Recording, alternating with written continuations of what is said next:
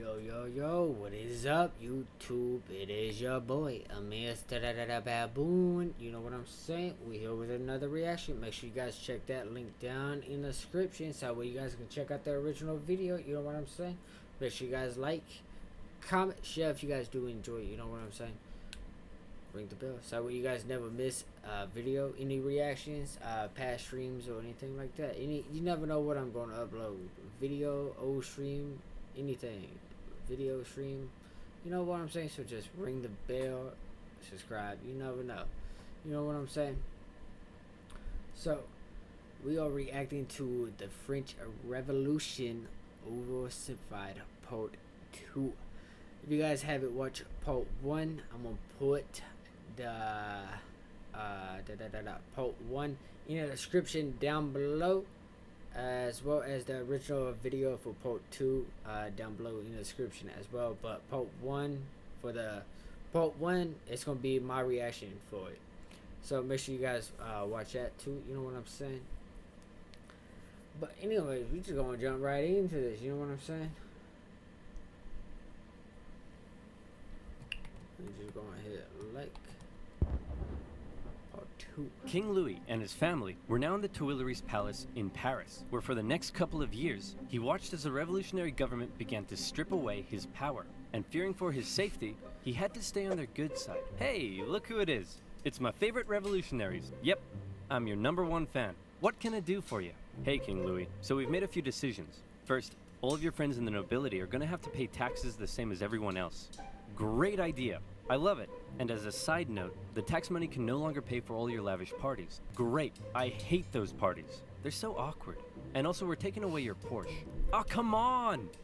I mean, yay. The king continually found demand after demand being made of him to prove his support for the revolution. On one occasion, a mob would invade the palace and demand he wear the revolutionary bonnet. This is the face of a man who is definitely pretending he wants to wear that bonnet. Now around here, I want to mention that one thing King Louis had a problem with was people constantly raiding his palace. But one thing he didn't have a problem with was raiding noobs on this video's sponsor, Raid Shadow Legends. Raid Shadow Legends is a brand new collection RPG game with amazing 3D graphics, an awesome storyline, and giant boss fights, good all game, free to play on your phone. There's over 400 champions for you to collect and customize, and crazy battles and events that will get you hooked immediately. You can find me in the game under the nickname OverSimplified, and if you're quick enough and cool enough, you can join my clan. Go to the video description, click on the special links, and you will instantly get 50,000 silver back in 2019 and a free epic champion as part of the new part player program to start your journey. Good luck, and I'll see you there. Now where was I? Oh yeah.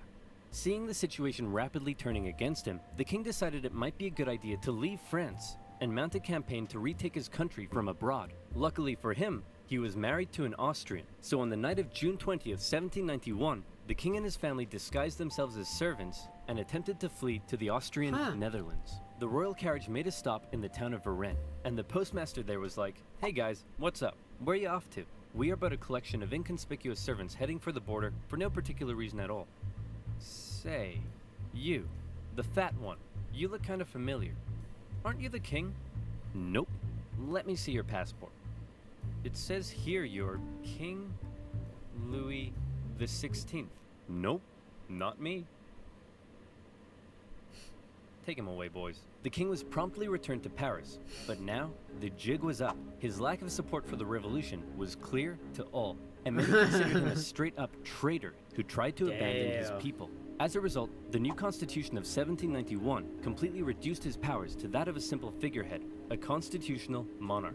However, radicals, such as those in the Jacobin Club, were outraged that the king wasn't to be removed entirely. So a month later, these radicals staged a protest on the Champ de Mars, calling for the king's removal. The government of Paris feared an insurrection was mounting, and they sent the military to disperse the crowd. The confrontation escalated and resulted in the Revolutionary National Guard firing on a crowd of revolutionaries. It was a massacre. The incident exposed a deep division within the Brotherhood of the Revolution. On one side, the moderates who wanted to keep the king as a figurehead. On the other, radicals who wanted to see the king deposed and heads roll. In the wake of the massacre, these radicals received a wave of support. And speaking of rolling heads, one form of equality the revolution introduced was equality in execution. This meant no more torturous drawing and quartering, no more inhumane hanging. They wanted all criminals, regardless of economic status, to receive the same penalty, a quick and painless one. Luckily, a man by the name of Dr. Joseph Guillotine had an idea. A heavy blade that falls like thunder. Guillotine. The head flies off, blood spurts, and the man is no more. The guillotine, otherwise known as the national razor. The guillotine.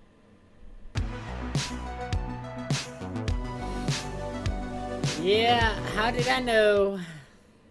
Hi, my name is John Cook. wait. I'm the owner of Patriot Roofing. tells Did you know you that your in roof his repair, name. even a full roof replacement? Tells you in Guillotine his made name. its debut in 1791 as the new form of execution. The writings of Marat and others continued to call for the execution of anyone suspected of working against the revolution. For him, Life is this a included beach. some members of the clergy and nobility who had previously benefited from the cruel system of inequality that existed before the revolution. In many parts of the countryside, local lords had found themselves become a target. Sire, the peasants, they're revolting. Oh, come on, that's a bit harsh. Sure, they smell a bit, but I wouldn't say they're revolting. Oh, yes, I see what you mean. Increasingly, these French aristocrats began fleeing yes, I France to see find what you solitude in other parts of Europe. And once again, fear began to take hold. The privileged classes of these foreign nations didn't like what they were seeing because they feared revolutionary ideas may spread to their own lands. The National Assembly, actually now the Legislative Assembly, feared that these nations may decide to attack. Then why don't we attack them first? No, you idiots, we are definitely not ready for war yet. Did somebody say something? France declared war on Austria in April 1792 and immediately got pummeled. It also didn't help that Austria's ally, Prussia, joined in the fighting. The Prussian Duke of Brunswick posted a letter warning the revolutionaries that if anything happened to the king, he would burn Paris to the ground. The Duke's letter proved to be a massive success in inspiring the people of Paris to do the exact opposite of what he intended. They were enraged by the threat, and on the 10th of August 1792, the tension in the city exploded, and a mob stormed the king's palace. Fighting broke out between the revolutionaries and the king's Swiss guard, with casualties in the hundreds. King Louis fled and took refuge in the chamber of the Legislative Assembly, where Robespierre and his radical Jacobins were gaining ever more power. Given the developing situation, the chamber decided to hold a vote, and in what some considered to be a second revolution, it was decided to suspend the monarchy entirely. King Louis XVI was now just plain old Louis, and he was sent to a prison cell where an eye could be kept on him. A month later, Just the plain newly old established Louis. National Convention officially declared the French Republic, and society underwent a massive change. Enlightened ideas of democracy and equality were being implemented, but very quickly, these ideas seemed to become secondary to fear, paranoia, and a thirst for blood. The new republic began working to violently remove any semblance of the old royalist regime. The church became a prime target. Nothing to Priests see who here. refused to take an oath to the revolution were deported or arrested. A new state-sponsored atheistic religion named the Cult of Reason was created as a replacement for the Catholic Church. Notre Dame, along with many other churches, had their religious treasures destroyed and were converted to temples of reason. Even the Christian calendar didn't survive, as a brand new revolutionary calendar was soon introduced. Hey honey, I'm home. Yeah, whatever, jerk. Whoa, what's wrong with you? You forgot. Forgot what? Everything. This entire year. My birthday was on the 3rd of Germinal, our anniversary was the 12th of Thermidor, and you promised that in Frymare, we'd go on a romantic weekend trip to Venice. No, I said we'd do that in December. December hasn't been a thing for years. The government of Paris, now under the control of the radical sans-culottes, began rounding up That would be suspected confusing. enemies of the revolution and sending them to prison. That would definitely in the be confusing, thousands. though. Naturally, a large number of those arrested were members of the clergy I would- and I aristocracy. would be confused. As France's foreign enemies continued to close in, panic spread. Georges I'll be- Danton made I'll be impassioned calls confused. for men to defend the Republic, and tens of thousands of troops left Paris for the front lines. However, in their absence, Paris was left to its own devices. As enemy troops arrived in Verdun, the people of Paris feared that their crowded prisons were becoming a breeding ground for counter-revolutionary conspiracy. What would happen if the Prussians reached Paris and freed the aristocrats? Marat believed he knew what would happen. The aristocrats would enact their vengeance on the people. Fearing those they had already imprisoned, mobs descended on Paris's prisons. They broke in, and during the brutal September massacres, aristocrats, priests, and others were tried and executed on the spot. Even women and children weren't spared. With over 1,600 victims, word of the massacre spread across Europe. One British newspaper wondered, are these the rights of man? Is this the liberty of human nature? But there was still one man in particular that Robespierre and his radicals really wanted to see executed. Austria and Prussia pledged that after they defeated France, they'd return King Louis to the throne. Well, checkmate Austria and Prussia, because you can't return a man to the throne if he's already dead. Citizen Louis Capet was put on trial for treason. Obviously, he was found guilty, but his punishment was less certain. Many moderates wanted to simply deport him, but Robespierre insisted the revolution could only live if the king was dead. A vote was held, and by just one vote, Louis was sentenced to the guillotine. If you don't mind, I'd like to say a few words first. Gentlemen, I am innocent of everything of which I am accused. Wait, you're too loud. They can't hear me. Hang on, I haven't finished yet. Wait, dude. I don't think they gave a fuck. Uncool. In her prison cell, Marie Antoinette heard the guns fire, signaling her husband's death. Before long, she would meet the same fate. Back on the... You could go to Grainger.com to find what you need to get the job done. That's not good. Grainger, supplies and solutions for every industry. Huh.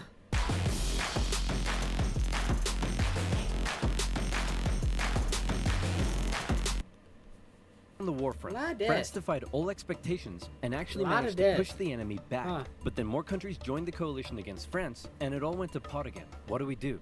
Conscript the masses. The National Convention introduced a conscription law, with each regional department having to meet a certain quota of men for the army. However, not everyone was happy with this new law. You see, while Paris was definitely a hotbed for radical revolutionary fervor, some of the regions outside of Paris weren't quite so keen on the revolution. Some were largely still conservative, still supported the church, and just didn't suffer from that much inequality before the revolution. So as the revolution turned increasingly violent and anti-Christian, many were outraged. Now, they were being conscripted to fight for the new republic they hated. That was the last straw. Counter-revolutionary uprisings erupted in a number of regions across France. Some would last for years, such as in the northwest, where a large-scale uprising was led by the Owls. Why were they called the Owls? Because their leader was named Jean Owl. Why was he called Jean Owl? Possibly because he could do a really good impression of an owl. Really? That's what we're going with? Owls? Just because this guy can do an impression of one? Hit him with it, Jean. Hoot, hoot. Yeah, okay, that's pretty good. The Chouannerie uprising lasted all the way until 1800. In the summer of 1793, the southern city of Toulon invited the British Navy over for some tea and crumpets, and then they asked if they'd possibly like to stay and occupy the city. Being an important naval base, this was a heavy blow to the Republic, who sent a relatively unknown young captain by the name of Napoleon Bonaparte to help stage the siege of the city. Toulon was recaptured by France in the winter, and for his service, Napoleon was promoted to the rank of Brigadier General. The most infamous counter-revolution, however, occurred in the Vendée region. Throughout 1793, revolutionary forces clashed with the region's Catholic and Royal Army. The Republic defeated the counter-revolution through cruel pacification. In particular, General Jean-Baptiste Carrier committed brutal atrocities. In one instance, he had thousands of civilians, priests, women, and children tied to ships, which were then sunk. Carrier would later be found guilty of war crimes and executed. Damn, Back I did in not know Paris, that one. The government was still dominated by moderates. With the war going badly, revolts in the provinces, and the economy getting worse, it seemed the government just wasn't doing a very good job. I did not know that. Radicals' fear for the safety of the revolution intensified, and Marat even began calling for the moderates in the government to be executed. In return, the moderates called for the arrest of Marat. This led to a chain of events with the two sides in heated conflict. Robespierre declared the Jacobins to be an insurrection and called on the people to arm themselves. It all ended on the 31st of May 1793 with the National Convention surrounded by radical sans-culottes and 29 moderate Girondin politicians arrested. From this moment on, the moderates ceased to be a political force. Robespierre and his radicals would be in almost total control of the government. And this brings us to the story of a woman named Charlotte Corday. Charlotte lived in the northwest city of Caen, and like many in the area, was horrified at the rapid radicalization and increasing violence of the revolution. And the man she blamed more than anyone was Jean-Paul Marat. She wanted to bring peace back to France, and so she did something drastic. She traveled to Paris and told Marat she had a list of enemies for him to publish in his paper. Marat eagerly invited her in for a meeting. So where's that list of enemies you promised me? Here it is. Wait a minute, this isn't a list of enemies. It just says, yippee-ki-yay, mother... And just like that, Marat was no more. Charlotte was quickly arrested and sent to the guillotine. Her dream of restoring peace, however, died with her. Marat became a martyr. In temples of reason, symbols of the dead Marat became the new crucifix. In death, he became an even more powerful inspiration for the extreme levels of violence that were about to rip throughout the new republic. And that's right, here comes the Reign of Terror. If you thought this revolution already sounds pretty violent, well, you ain't seen nothing it yet. does sound pretty Radicals were now in fucking control, violent, bro. And they believed not only was France surrounded by foreign Right. enemies, but that within the masses, Shit. there were also plenty of internal ones too. Individuals not loyal to the revolution, conspiring to bring about its downfall. Robespierre and the rest of the radical faction were having none of it. A new committee of public safety was established with 12 members. Its purpose was to protect the new French Republic from its enemies, and it basically became a 12-man dictatorship with Robespierre as its leading voice. The Revolutionary Tribunal was also reinstated, a special court created to streamline the process of trying suspected enemies and handing out their death sentences. With these two new institutions, Robespierre wanted to scare France's enemies straight. In September 1793, it was announced that terror would be the order of the day. In other words, fear had become official government policy. And from then onwards, we enter into the period known as the Reign of Terror.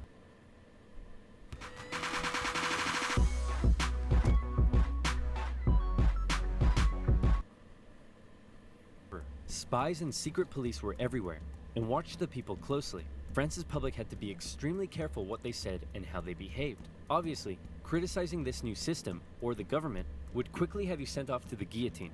But that's not all. Even the most minor offense could have you tried before the Revolutionary Tribunal. Hello, Citizen Martin. Hello, Monsieur Dubois. Monsieur? Did I just hear you say Monsieur? That's the old style of address, my friend. To the guillotine! You know what? I didn't like him, but I do feel kinda bad for the king and his family. Oof, expressing sympathy for the royal family, are we? To the guillotine! 12 sous for a loaf of bread? That's way overpriced. To the guillotine! Man, this bread line is taking forever. To the guillotine! And you look like you're thinking anti-revolutionary thoughts. To the guillotine. Max, we're sending way too many people to the guillotine. To the guillotine! Chop, chop, chop, chop, chop, chop, chop. It was insane. All across France, about 40,000 people were killed for suspected crimes against liberty. Let's say your neighbor won't stop mowing the lawn at 7 in the morning. Well, then all you gotta do is tell the government they've been talking smack about the revolution. And there's a good chance they'll end up in front of the Revolutionary Tribunal. Maybe they'll even be executed, taking a metaphorical load off your shoulders and a literal one off theirs. The most prominent victim of the Reign of Terror was a certain Marie Antoinette, who was finally tried and found guilty of treason in 1793. She expected she'd be brought to the guillotine in a royal carriage, fit for a queen. All the Republic could provide for her, however, was a wooden tumbril. At 37 years old, the most hated woman in French history met her end on the 16th of October, 1793.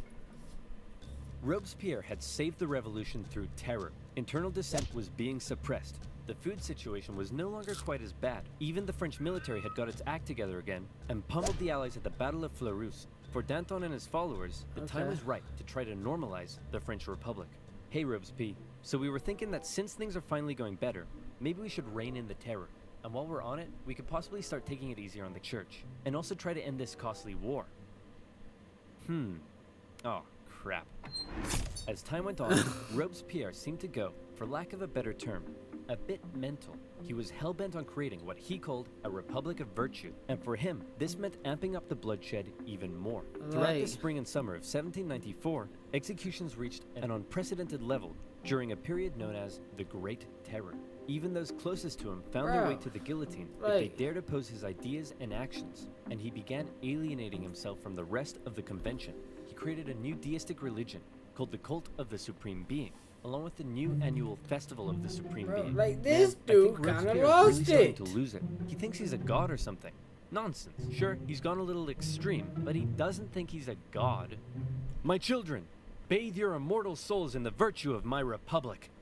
Okay, yeah, he's completely lost it. Robespierre's ultimate mistake, however, came on July 26th, when he made a speech to the National Convention, in which he said this: I have in my hand a brand new list of enemies to be sent to the guillotine, and many of you are on this list, but I'm not going to tell you who yet. What do you think of that? I think we should send Robespierre to the guillotine first. All in favor? No. 2 days later, Robespierre became the final victim of the monstrous terror and paranoia he had created.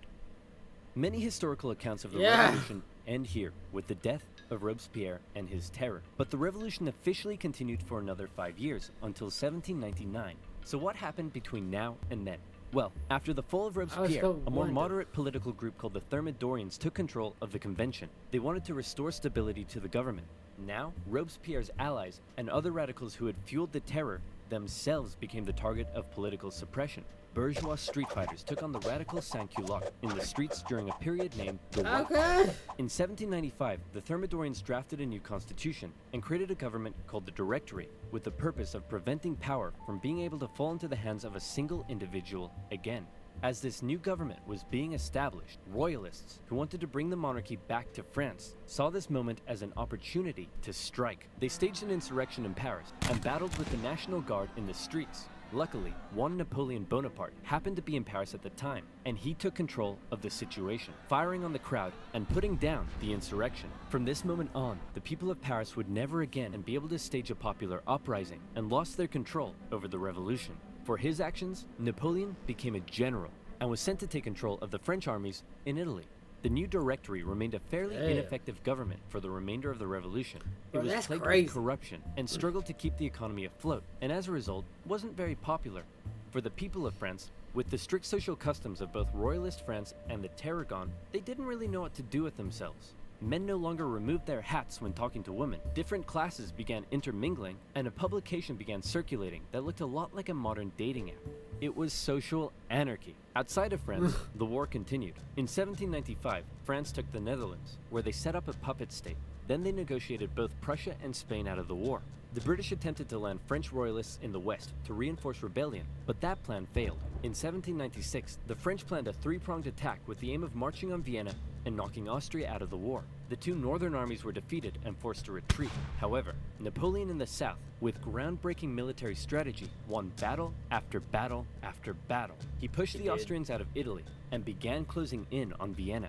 The Austrians freaked out, and Napoleon oversaw the signing of a peace treaty. He had almost single-handedly knocked Austria out of the war, and by the way, he was only 28, so maybe it's about time you moved out of your mom's basement. Napoleon became a famed hero among the French people, but his aspirations were still higher. He briefly went off to Egypt and discovered a bunch of gnarly Egyptian stuff, but then the British destroyed his fleet and trapped his forces. Say, Napoleon, sir, you're not going to leave us here stuck in Egypt and return to France, are you? Nonsense, my boy. I would never dream of abandoning my loyal soldiers. Wow, what's that over there? On his return to Paris, Napoleon found himself to be extremely popular, and the government extremely unpopular, and he started getting some power-hungry ideas. Conveniently, a politician named Emmanuel Joseph Sieyès approached Napoleon and said, "Hey man, since you're so popular, do you want to help me stage a coup?" "Great idea. Let's stage a coup, and then I'll coup you." What? Napoleon, with the help of his politician brother, entered the government chamber, possibly got punched in the face, and finally his troops intimidated the council to dissolve the government and create a new constitution that basically made Napoleon a dictator. So there you have it, the French Revolution, born with the great promise of liberty and equality. The common people dared challenge an oppressive system that had existed for centuries. But before they knew it, they found liberty sidelined by terror, equality that possibly didn't quite hit the mark, and an absolute monarchy replaced by an absolute dictator. Napoleon began stabilizing French society. He restored the Catholic Church and got rid of that crazy calendar, among other things. But he remained ever ambitious. He was France's first consul, but he slept soundly at night dreaming of being something even bigger. Napoleon's expansionist aspirations, combined with the ongoing conflict in Europe, would eventually lead the continent into a huge conflict known today as... Yep. And we would definitely be getting into that. So, make sure you guys do check the description down below. I will see you guys in the next one. Motivation is key. Happiness is key. There was a lot of information. I learned some new stuff in part 1 and 2. So, let me know what you guys learned. You know what I'm saying? I'm going to put part 1 of my reaction to it in the description as well. So, I will see you guys in the next one. Stay safe. All that good stuff. I'll see you guys in the next one.